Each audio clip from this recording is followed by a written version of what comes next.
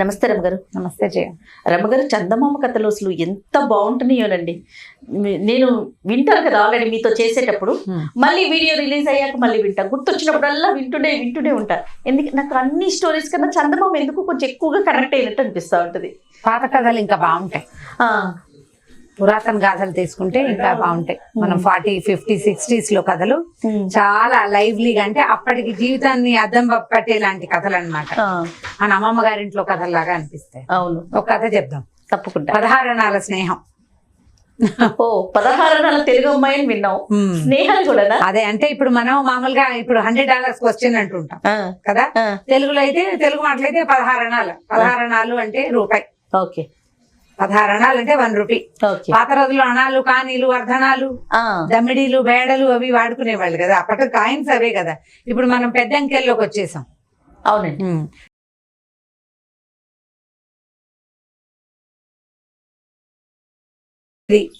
Solana అంటే 16 అణాలు. ఒక ఊళ్ళోనట ఒక అమ్మాయి, ఒక పల్లెటూరులో ఒక అమ్మాయి మంచినీళ్ళు తెచ్చుకుంటుందట చెరువు నుంచి. ఆ పిల్లని నడుచుకుంటూ ఇంటికి వెళ్తుంటే ఒక కుర్రాడు ఎదురుపడి నీ పేరేమిటమ్మా అని అడిగాడు. అడిగేసరికి ఈ పిల్ల తెల్లబోయింది. అమలండి అంత. అమ్మాయి పేరు అమలండి. అంటే మీ ఇల్లు ఎక్కడ, మీ నాన్నగారు ఏం చేస్తారని అడిగాడు. మీకు ఎందుకండి అని. ఊరికే అని అడిగాడు. అడిగితే సరే ఈ అమ్మాయి ఫలానా వచ్చేటప్పుడు బావి పక్కన ఉన్న ఇల్లు మా ఇల్లునండి, మా నాన్న పేరు వెంకట్రామయ్య, వ్యవసాయం ఉంది అని చెప్పి వెళ్ళిపోయింది. ఆ కుర్రాడి పేరు సుదర్శనం. ఆ ఊళ్ళో ఒక పెళ్లి చూపులు చూడడానికి వచ్చాడు. ఓకే. అయితే ఆ కుర్రాడికి ఆ పెళ్లి చూపుల్లో వచ్చిన అమ్మాయి నచ్చలేదు. ఏ పిల్లని చూశాడో ఆ పిల్ల నచ్చలే. అయితే అతను బయటకు వచ్చేసి ఈ చెరువు గట్టును కూర్చున్నాడు. ఒక పిల్ల రావటం, దాన్ని చక్కగా బాగుంది, మంచినీళ్ళు ముంచుకుంది, ఎవరో కనపడిన వాళ్ళని 2 మాటలు మంచిగా పలకరించింది, మాట తీరు అది బాగుంది, ప్లెయిన్ గా ఉంది, పిల్ల అణకువగా ఉన్నట్టు తోచింది. ఈ పిల్లని చేసుకుందాం అనుకున్నాడు. అందుకని మీ ఇల్లు ఎక్కడ, మీ నాన్నగారి పేరేమిటని అడిగాడు. ఇంటికి వెళ్ళిపోయాడు అబ్బాయి. ఈ పిల్ల ఇంటికి వెళ్ళిపోయింది. ఒక వారం 5-6 రోజులు గడిచిన తర్వాత వీళ్ళ ఇంటికి ఒక పెళ్లిళ్ళ పేరయ్య వచ్చాడు. ఫలానా పక్క ఊళ్ళో ఒక మూతుబరి రైతు, వాళ్ళకు ఒక పిల్లాడు ఉన్నాడు, మీ అమ్మాయిని చెరువు గట్టు మీద చూసేట, మీ పిల్లని చేసుకుంటామన్నారని అడిగారు. అడిగితే వాళ్ళు మూతుబరులు, బాగా పెద్దవాళ్ళు. ఈ పిల్లకి సవితల్లు ఉంది, అమలకి. నాన్నకి సంబంధం బాగానే ఉంది కానీ సవితల్లి ఒళ్ళు మండిపోయింది, ఇంత మంచి సంబంధం రావటమా దీనికని. ఆవిడ వద్దని శతవిధాల ప్రయత్నం చేసినప్పటికీ తండ్రి మాత్రం పిల్ల వినయం కలిగిన పిల్ల, అందంగా ఉంది పిల్ల, చక్కగా ఉంది చూడడానికి, కళైన పిల్ల, అందగత్తని చెప్పడానికి వీల్లేదు. సరే సంబంధం వాళ్ళ పిల్ల ఏం చేసింది, అమ్మాయికి చదువు రాదు. ఓకే.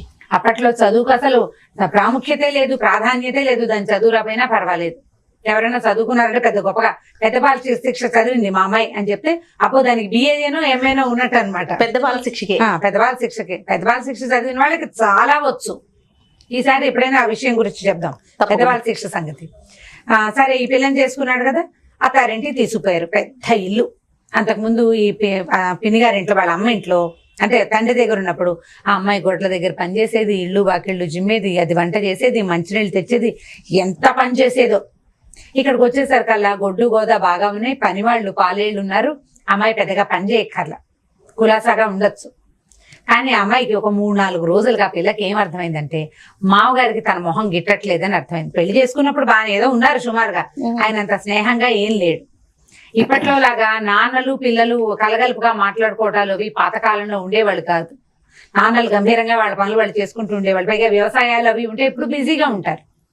ఈ అమ్మాయికి ఒక 4-5 రోజులకు అర్థమైంది, మామగారు తన పట్ల సుముఖంగా లేడని, అసలు తన పెళ్ళే ఆయనకి ఇష్టం లేదని. అయితే ఏంటంటే ఆయన స్నేహితుడు కూతురుని చూడడానికి ఈ సుదర్శనం ఆ ఊరు వెళ్ళాడు. ఓహో. వెళ్తే ఆ వెళ్ళిన పిల్ల కొంచెం పొగరుగా ఉంది. ఆ అమ్మాయికి అనుకో వినయం లేవని కుర్రాడు ఫీల్ అయ్యాడు. డబ్బు ఉంది, ఒకతే పిల్ల, నా స్నేహితుడు కూతురు, కొడుకొద్దన్నాడని ఆయన కోపం. ఈ పేద పిల్లని తెచ్చుకున్నాడు అని చెప్పి కోపం ఆయనకి. కాకపోతే ఆ అబ్బాయి అమ్మని ఒప్పించాడు. వాళ్ళ అమ్మ కూడా అనుకుగా ఉండే పిల్ల కావాలి, అందుకని తల్లి ఓటేసింది. వాళ్ళకి ఒకడే పిల్లాడు, దాంతో పెళ్లి కొప్పుకున్నారు. సరే ఏమైంది, కొన్ని రోజులు, ఒక 10 రోజులు గడిచాక అమ్మాయి ఏం చేస్తుంటే, ఏమంటే నాకు ఒక స్నేహితుడు ఉన్నాడు, ఈ ఊళ్ళోనే ఉంటాడు, ఆ ఊరి పేరు అమలాపురం, మరి అడ్రస్ అది ఆయన ఎప్పుడో కాగితం రాసి పంపించాడు, నా దగ్గర ఉంది, ఆ కాగితం చూపిస్తాను, ఒకసారి ఆయన చూడాలండి, చాలా సంవత్సరాలు అయిపోయిందని చెప్పింది భర్తకి. సరే ఆ కాగితం పట్టుకురా, నీకు స్నేహితుడు ఏమిటో, నువ్వు చదువుకోలేదు కదా, ఎక్కడి నుంచి స్నేహితుడు అంటే 10 ఏళ్ల క్రితం లేదా 8 ఏళ్ల క్రితం, 8 ఏళ్ళు, అప్పటికి 10, ఆ పిల్లకి 10 సంవత్సరాల వయసు, ఆ అమలకి 8 ఏళ్ల నాడట. వాళ్ళ పింతల్లి అంటే సవితల్లి ఉంది కదా, ఆవిడ వాళ్ళ తమ్ముడు పెళ్లికి వెళ్తూ తన పిల్లల్ని తీసుకెళ్లిపోతూ ఈ అమలని ఇంట్లో అట్టే పెట్టి వెళ్ళింది. ఇంట్లో అట్టు పెట్టేసింది, బయట గడి పెట్టింది, బయట తాళం పెట్టేసి నువ్వు ఇంట్లో ఉండు, వెనక వైపు నుంచి ఏదైనా సరుకులు తెచ్చుకో అని చెప్పి 20 అణాలు అమ్మాయి చేతిలో పెట్టింది.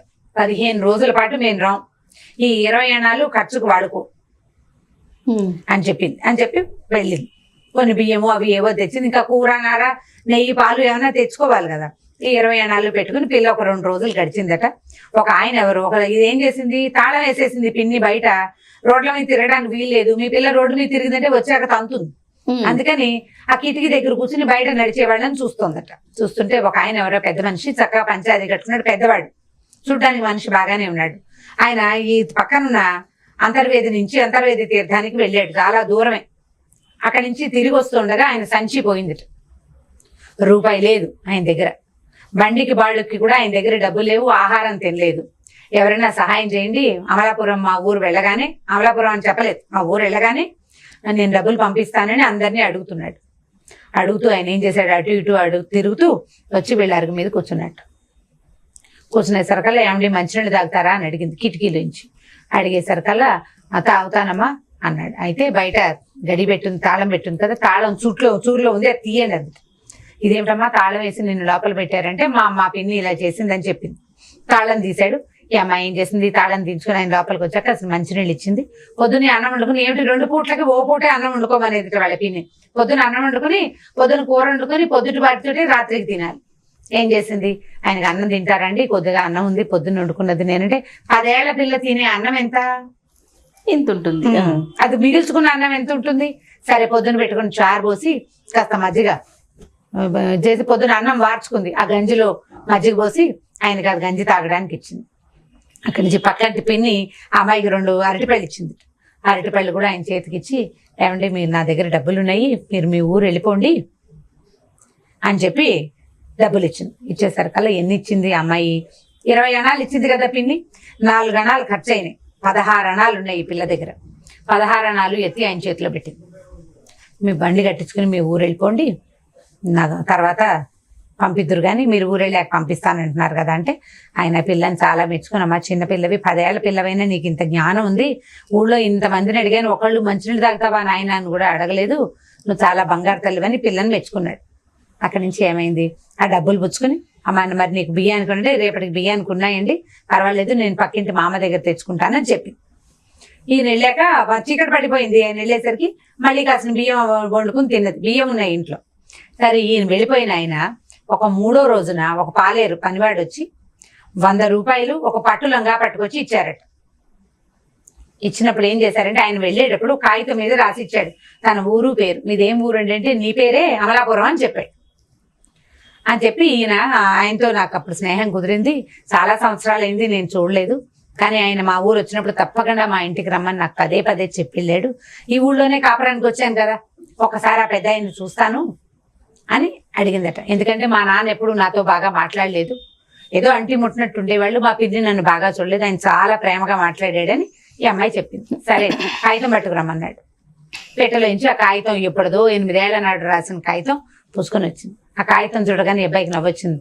ఈ కాగితం ఎవరో తెలుసా, మీ మామగారే ఇందులో ఉన్న పేరు అని చెప్పాడు. వీళ్ళ ఇంటి అడ్రస్సే ఉంది అందులో.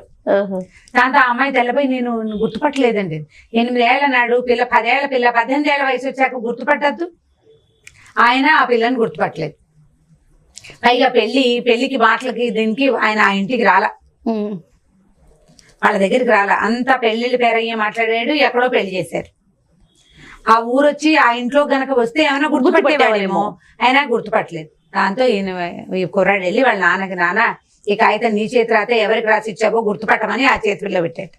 చేతిలో పెడితే ఆయన కాగితం చూడగా నాకెందుకు గుర్తులేదు, నేను వాళ్ళ ఇంట్లో అన్నం తిన్నాను, 10 ఏళ్ల పిల్ల నాకు అన్నం పెట్టింది, 16 అణాలు ఇచ్చింది నేను ఈ ఊరు రావడానికి అన్నట్ట. నాన్న నీ 16 అణాల ఫ్రెండ్ ఎవరో కాదు, నీ కోడలేనే నా పిల్లని తీసుకొచ్చి చూపించాడు. ఇప్పుడు బాగా క్లియర్ గా చూస్తే ఆయనకి కొద్దిగా చిన్నపిల్ల మొహం కనపడింది అనమాట. ఆయన చాలా సంతోషించి, భగవంతుడు ఇట్లా చేశాడు, నా 16 అణాల రుణము, ఇప్పుడు ఆయన సంపాదించిందంతా కోడల చేతికే కదా వస్తుంది. స్నేహితుడు కూతురుని చేసుకోలేదని నేను కోపంగా ఉన్నాను, కానీ నువ్వు నా స్నేహితురాలనే నా ఇంటికి తెచ్చావని ఆయన సంతోషించాడు. కథ కంచికి మనం ఇంటికి. ఎక్సలెంట్ ఉంది రమ్మగారి స్టోరీ. చిన్న కథ కానీ బాగుంటుంది.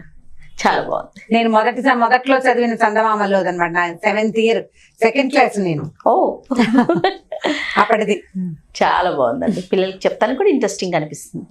ఓకే రమ్ గారు, ఇంకొక స్టోరీతో కలుద్దాం. తప్పకుండా చేయాలి.